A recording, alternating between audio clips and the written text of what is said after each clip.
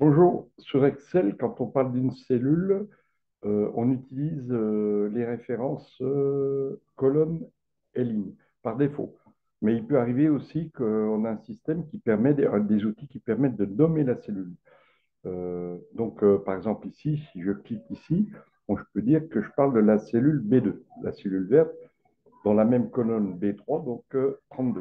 Bon, si je me mets ici, par exemple, hein, que je mette une couleur ici pour marquer où je suis, là, je suis dans C4. Mais voilà, on va voir le système pour nommer. Je vais faire ça.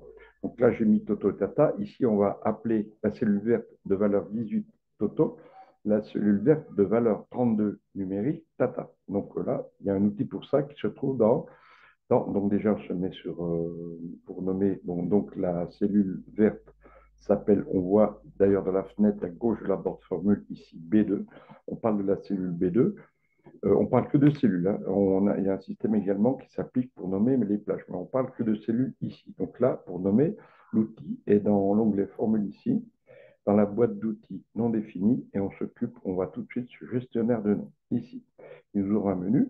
Bon, étant donné qu'on est positionné, sélectionné sur B2, on fait nouveau.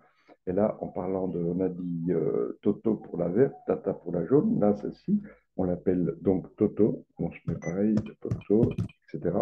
Donc, jaune classeur, bon, là, on a l'option, mais on reste sur classeur. Et là, commentaire aussi. Et là, on voit aussi le dollar qui nous indique, pour ceux qui connaissent les références absolues, en référence unique sur la cellule B2. On valide. Voilà.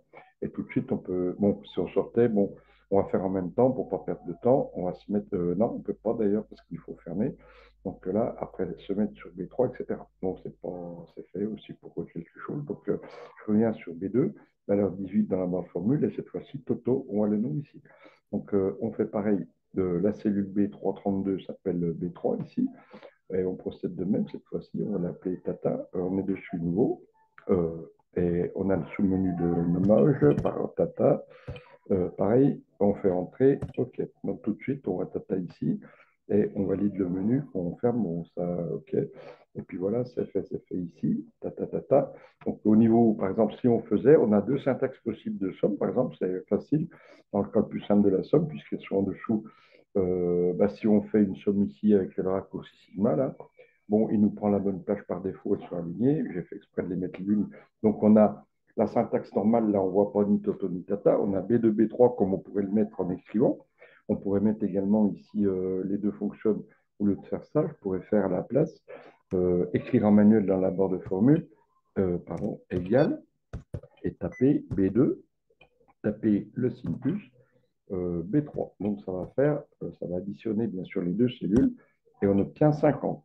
Mais on pourrait également, suite au fait qu'on les a nommés, on pourrait faire égal Toto en écrivant Toto.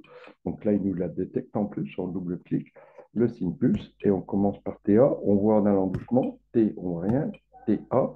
Elle fait partie, il est dans une liste de fonctions, mais la particularité, on voit un petit tableau qui nous informe, pour ceux qui ont l'habitude, que c'est une cellule nommée. Donc, on la double-clique ici. La syntaxe dans la barre de formule est non pas B2 plus B3, mais Toto plus Tata. Et si on valide, on a la même valeur 50. Voilà, bonne soirée.